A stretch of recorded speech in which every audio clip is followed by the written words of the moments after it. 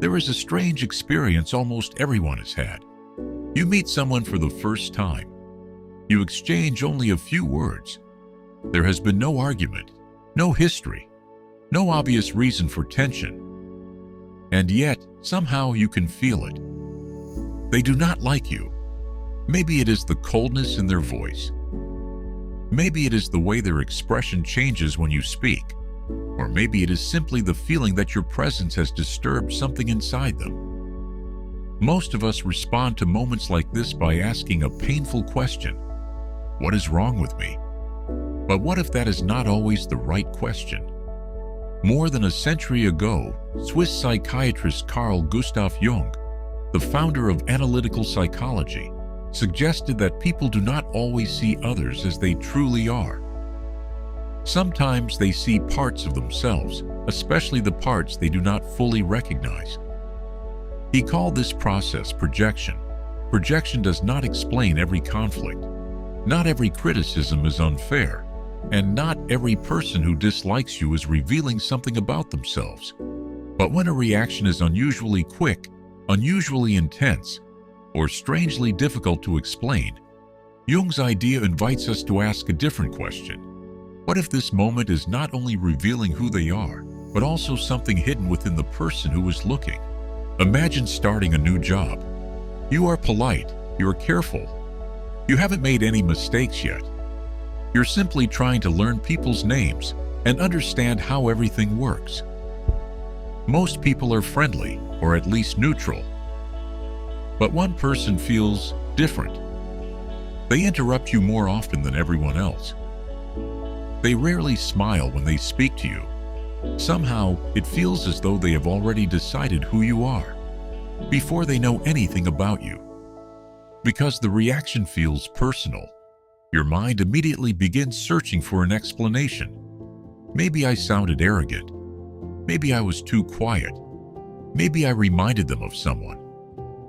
Sometimes those explanations are true. The way we behave can absolutely influence how other people respond to us. But Jung invites us to consider something deeper. Human beings are not neutral cameras, recording reality exactly as it is. We experience other people through memory, emotion, expectation, and unconscious patterns that quietly shape the way we see the world. That does not mean reality is imaginary. It means our perception of reality is always filtered. A person's face, their tone of voice, their confidence, their silence, or even their vulnerability can awaken emotions that existed long before the two of you ever met. This is where projection begins, not as an accusation, not as an excuse, but as a possibility. Instead of asking only, "Why are they treating me this way?" Jung encourages us to ask another question.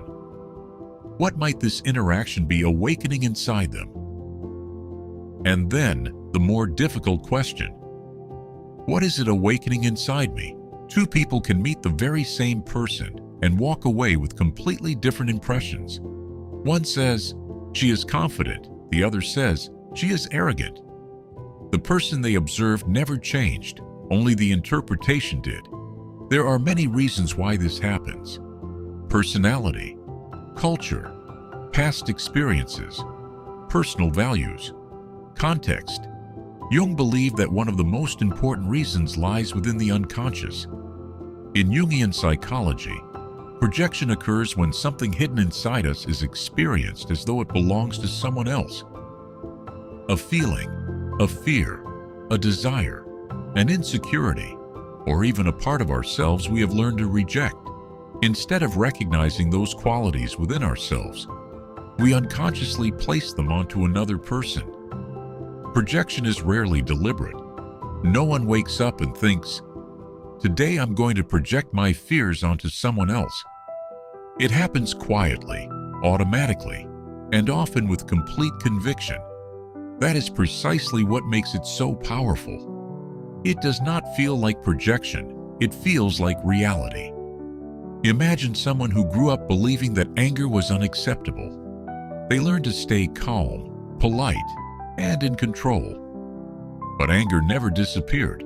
It simply became difficult to recognize as part of themselves. Years later, they meet someone who is direct, assertive, and comfortable expressing frustration. Their first reaction is immediate. That person is aggressive. Perhaps they are.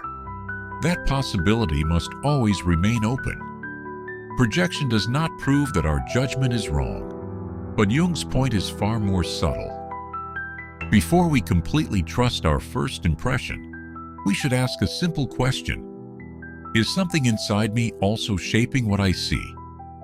Projection does not create reality, but it can profoundly shape the way reality is interpreted. That is why projection is so difficult to recognize. We are often remarkably good at noticing certain qualities in other people, while remaining almost blind to those very same qualities within ourselves. To understand projection, we first need to understand one of Carl Jung's most misunderstood ideas, the shadow.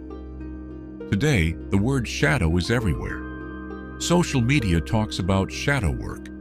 Books promise to heal the shadow. Podcasts, videos, and online courses use the term almost daily. But somewhere along the way, the original idea became much simpler than Jung ever intended. For Jung, the shadow was not simply evil. It was not a monster hiding somewhere inside the mind. The shadow refers to the parts of our personality that the conscious self cannot fully accept, cannot fully recognize, or has pushed outside conscious awareness. Many of these qualities are uncomfortable: anger, jealousy, pride, aggression, envy, the desire to control. But according to Jungian psychology, the shadow is not made only of what seems dark. It may also contain qualities we never allowed ourselves to develop: confidence, vitality, creativity, assertiveness, even the ability to see reality more honestly. Sometimes we reject not only what feels morally bad, but also what once felt unsafe, forbidden, or unacceptable. Imagine a child who is constantly criticized for standing out. Over time, that child may learn to hide ambition. A child punished whenever they express anger may grow into an adult who appears endlessly agreeable. Someone praised their entire life for being selfless may slowly lose contact with the simple ability to say no. These parts of the personality do not disappear. They often remain alive, just outside conscious awareness. Jung connected this idea to another important concept: the persona. The persona is the social face we present to the world. It helps us adapt. It helps us function. But every identity we build also leaves something outside it. The kind person may hide resentment. The confident person may hide fear. The rational person may hide dependence. The peaceful person may hide anger. When these hidden parts remain unconscious, they rarely disappear. Instead, they find other ways to reveal themselves. Sometimes through dreams, sometimes through recurring patterns, and sometimes through projection. Visual: a theater mask rests under a spotlight. Behind it, a figure stands motionless in darkness. This is why the shadow and projection are so closely connected. If I cannot recognize anger within myself, I may become unusually sensitive to anger in you. If I cannot accept my own ambition, your ambition may look like arrogance. If I cannot tolerate vulnerability within myself, your vulnerability may make me deeply uncomfortable. Of course, the other person may still be behaving exactly as I perceive them. Jung never suggested that we should abandon judgment or ignore reality. He simply encouraged us to ask one more question. Why does this particular behavior affect me so deeply? Projection rarely announces itself. It never says, "I am projection." Instead, it feels like certainty. He is arrogant. She is fake. They are selfish. I just don't like them. Sometimes those judgments are completely accurate. Some people really are arrogant, dishonest, or selfish. Any psychologically honest approach must leave room for that possibility. But there are also moments when the intensity of our reaction seems far greater than the situation itself.